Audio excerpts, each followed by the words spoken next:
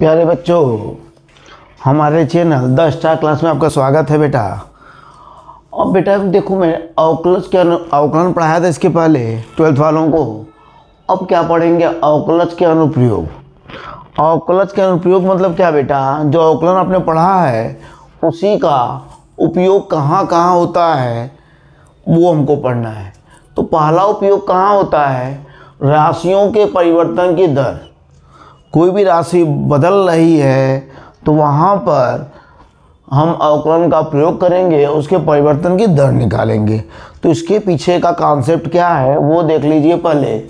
ठीक है बेटा, थ्योरी बहुत कम है बेटा, कॉन्सेप्ट अपने अवकलन पढ़ चुका है, बस उसी का एप्लीकेशन यहाँ पर है, कैसे अप्लाइड करना है। ठीक है बेटा, तो क्या पहला एप्लीकेशन क्या है? राशियों के परिवर्तन की दर। तो इसमें कॉन्सेप्ट क्या छुपा हुआ है हम लोग जानते हैं बेटा। डी वाई डी एक्स का मतलब क्या बताया था मैंने, आप लोग को याद है बेटा? इसको बोलते हैं डेल्टा वाई अपन डेल्टा एक्स, इसी को बोलते हैं डी वाई डी एक्स। मतलब क्या बेटा?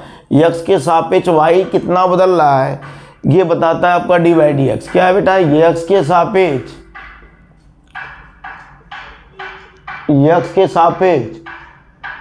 वाई के परिवर्तन की दर है बेटा, वाई के परिवर्तन की दर है। ठीक है, मतलब यदि कोई चीज किसी के सापेक्ष बदल रही है तो हम क्या करेंगे? उसके सापेक्ष अवकलन कर देंगे तो हमको क्या मिल जाएगी? उस राशि के परिवर्तन की दर मिल जाएगी। तो इसका मतलब कुल मिला के इसमें क्या करना है? इस चैप्टर में अवकलन करना है। ठीक है, सिंपल सा कॉन्सेप्ट है, क्या करना है? अवकलन करना है। तो इस पे आइए, कुछ इंपॉर्टेंट क्वेश्चन आपके एनसीईआरटी की बुक के लगवा देता हूँ। ठीक है बेटा, उसके बाहर क्वेश्चन नहीं आने वाले हैं। उसके अलावा भी कुछ फंसता है तो आप कमेंट करिएगा कि कौन सा क्वेश्चन आपको चाहिए। ठीक है, तो इसमें देखिए बेटा, पहला ही क्वेश्चन क्या दिया था? पहला ही क्वेश्चन दिया था क्या बेटा? पहला क्वेश्चन आपके एनसीईआरटी बुक का है, वृत्त के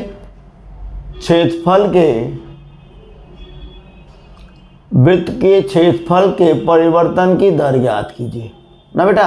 वृत्त के क्षेत्रफल के परिवर्तन की दर इसके त्रिज्या के सापेक्ष ज्ञात कीजिए। इसके त्रिज्या त्रिज्या आर दिया था शायद, त्रिज्या आर के सापेक्ष ज्ञात कीजिए। आर के सापेक्ष ज्ञात कीजिए, सापेक्ष ज्ञात कीजिए। ठीक है, तो किसके सापेक्ष बोला बेटा? त्रिज्या आर के सापेक्ष ज्ञात कीजिए, ज्ञात कीजिए। जबकि दिया हुआ है क्या बेटा? पहला दिया है आर बराबर 3 सेंटीमीटर, दूसरा दिया है आर बराबर 4 सेंटीमीटर। तो मैं एक निकाल दूंगा तो दूसरा आप निकाल लोगे। ठीक है, तो क्या बोल रहा है? वृत्त के क्षेत्रफल के परिवर्तन की दर। तो मैंने क्या बताया? किसी भी राशि के परिवर्तन की दर निकालना है तो उसे उसके सापेक्ष क्या कर दो? अवकलन कर दो। तो वृत्त का क्षेत्रफल क्या होता है? पाई आर स्क्वायर होता है। तो क्षेत्रफल के परिवर्तन की दर चाहिए आर के सापेक्ष, तो आर के सापेक्ष इसका क्या कर देंगे? अवकलन कर देंगे। तो ये हो जाएगा पाई 2r। ठीक है बेटा, पाई 2r। आर कितना दिया है? 3, तो 2 गुणे 3 पाई, तो 6 पाई आ गया बेटा। ठीक है, 6 पाई आ गया। 4 रख देना बेटा। ठीक है, 4 रख देंगे तो कितना आ जाएगा? 4 दूनी 8 पाई आ जाएगा। सिंपल सा है बेटा, बस अवकलन करना है और मान रखना है। ठीक है, कुछ और भी अच्छे क्वेश्चन लगवा देते हैं आपको बेटा। ठीक है, कुछ क्वेश्चन लगवा दे रहे हैं, बाकी जो फंसेगा आप पूछ लीजिएगा। इंपॉर्टेंट क्वेश्चन लगवा दे रहा हूँ। देखो बेटा, जो भी क्वेश्चन लगवा रहा हूँ उसके बाहर एग्जाम में आ ही नहीं सकता बेटा, उसके बाहर एग्जाम में आ ही नहीं सकता। ठीक है, ये कॉन्फिडेंस नहीं बोल रहा है बेटा, ये अनुभव बोल रहा है बेटा।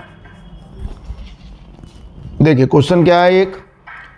एक घन का आयतन, एक घन का आयतन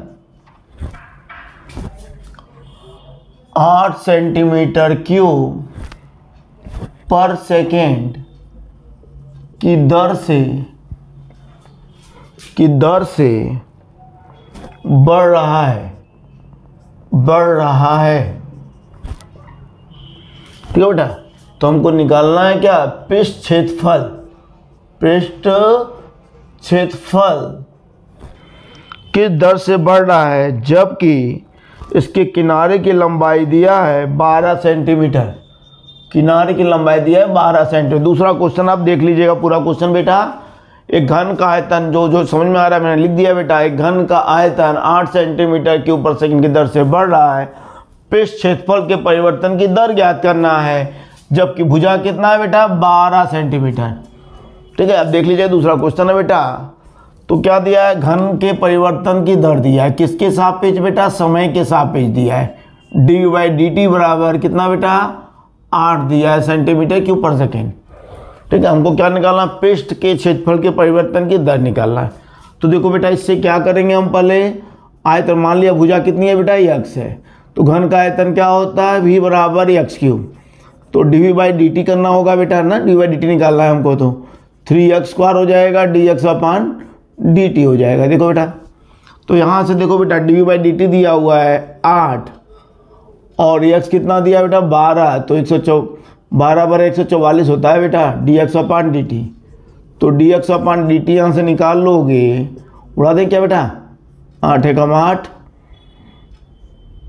ठीक है, 8 8 64, उड़ा दिया बेटा,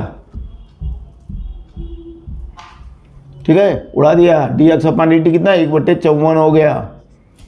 अब क्या निकालना है बेटा, क्षेत्रफल के परिवर्तन की दर। क्षेत्रफल मान लिया यस, कितना होता है बेटा इसका, घन का पृष्ठ क्षेत्रफल होता है 6x², तो ds/dt हो जाएगा 6 2x dx/dt। देखिए बहुत आसान है बेटा, ये 12x हो गया, x का मान क्या दिया है 12, फिर रख दीजिए 12, dx/dt आपने कितना निकाला है 1/54। अब उड़नती उड़नता खेल लेते हैं बेटा, 6 से उड़ा देते हैं, 6 दूनी 12, 6 9 54, 3 से उड़ा देते हैं, 3 चौके 12, 3 त्रिके 9, तो क्या आएगा बेटा 8/3 क्या आएगा, सेंटीमीटर स्क्वायर पर सेकेंड। क्षेत्रफल है ना, सेंटीमीटर स्क्वायर पर सेकेंड होगा। ठीक है, ठीक है, बहुत इजी क्वेश्चन है बेटा, ध्यान से देखिए, इसको लगाइए।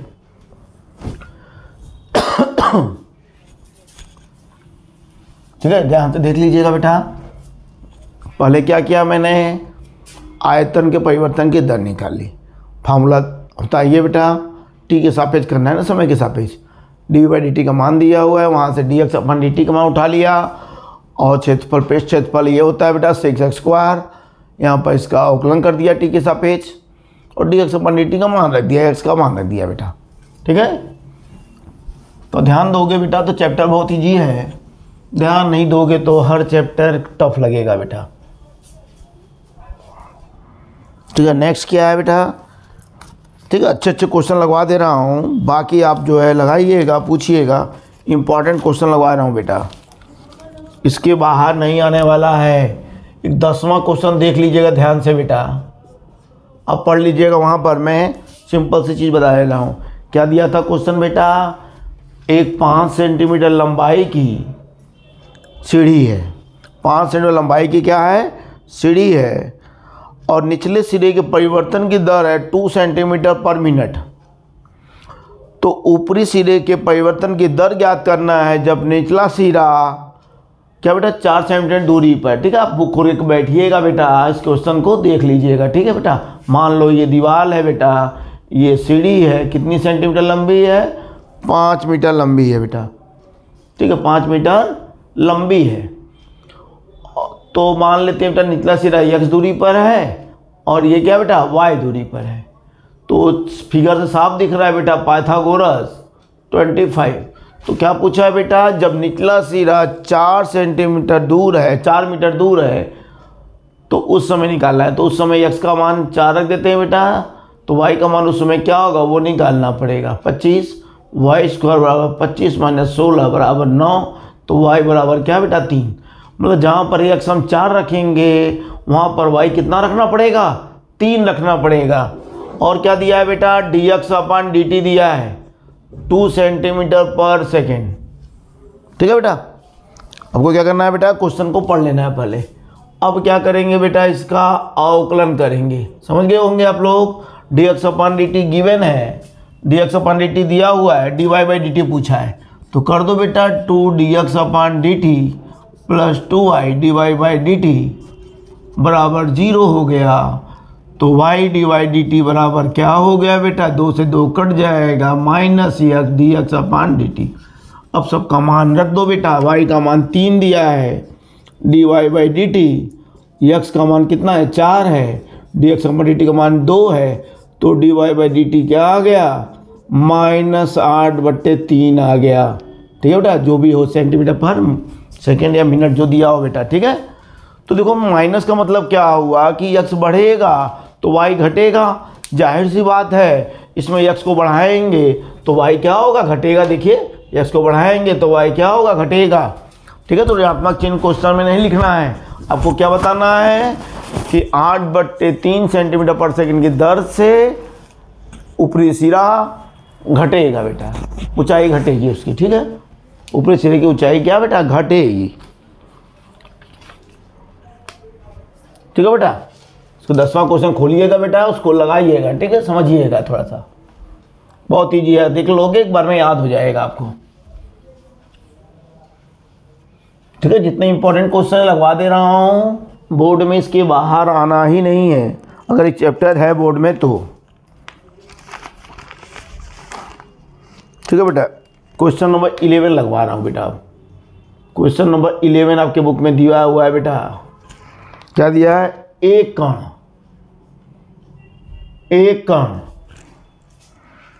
वक्र। ठीक है, मैंने चीज लिख दे रहा हूं बेटा, बाकी आप बुक से खोल के देख लीजिएगा। एक कण वक्र 6y बराबर x³ + 2 के अनुगत गति कर रहा है। एक कण वक्र 6y बराबर x³ + 2 के अनुगत गति कर रहा है, तो क्या पूछा, वक्र पर उन बिंदुओं को ज्ञात कीजिए जिनके लिए जबकि x निर्देशांक की तुलना में y निर्देशांक 8 गुना तीव्रता से बदल रहा है।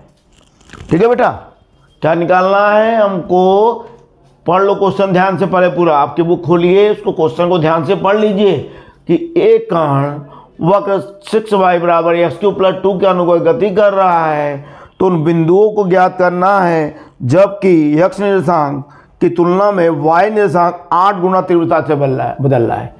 ठीक है बेटा, तो x निर्देशांक क्या होगा बेटा, dx/dt बदलने की दर, y निर्देशांक बदलने की दर क्या होगी, dy/dt। तो क्या बोल रहा है, x निर्देशांक की तुलना में y निर्देशांक 8 गुना तीव्रता से बदल रहा है, मतलब y निर्देशांक 8 गुना अधिक बदल रहा है, किससे, x से।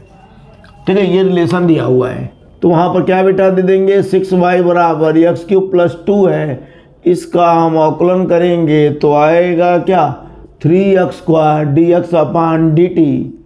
ठीक है बेटा, तो क्या दिया हुआ है, जो दिया उसको रख दो, 3 से 2 काट दो बेटा, 2 dy/dt बराबर x² dx/dt। अब 2 हो गया, dy/dt की वैल्यू क्या है, 8 dx/dt बराबर x² dx/dt। तो इसको उड़ा दिया, x बराबर 16 हो गया, x बराबर ±4 हो गया। अब x का मान ±4 रख देंगे पहले इक्वेशन में, तो क्या हो जाएगा बेटा, +4 रखेंगे तो ये कितना होगा, 4 का क्यूब + 2, 4 का क्यूब क्या होता है बेटा, 16, 64 होता है, तो ये 67 हो जाएगा। y बराबर क्या हो जाएगा, 11, -4 रखेंगे, देखिए बेटा दोनों दिया है कि एक ही दिया है। ठीक है, -4 रखेंगे तो यहाँ -64 होगा, +2 होगा, तो -62 होगा बेटा। y बराबर हो जाएगा -62/6 -31/3। तो क्या बिंदु हो गया बेटा, 4, 11, और दूसरा क्या हो गया, -4 -31/3। ठीक है बेटा, ये भी इंपॉर्टेंट क्वेश्चन में आता है बेटा। ठीक है, बहुत ईजी है लेकिन इंपॉर्टेंट है। ठीक है, एक क्वेश्चन और लगाता हूँ बेटा, आज का वीडियो ही मैं समाप्त करूँगा, फिर जो क्वेश्चन इनके अलावा फंस जाएगा वो आप क्या करेंगे बेटा, पूछ लेंगे हमसे। ठीक है, ठीक है, देख लीजिए बेटा ध्यान से, मैंने क्या किया, y के सापेक्ष y का और x का t के सापेक्ष अवकलन कर दिया। ठीक है, पूरा अवकलन कर दिया, उसके बाद दिया हुआ था कि y निर्देशांक x निर्देशांक से क्या बेटा 8 गुना तेजी से बदल रहा है। बस यहाँ पर रख दिया बेटा, x की वैल्यू आ गई, x की वैल्यू उठा के उसमें रख देंगे तो y की वैल्यू आ जाएगी।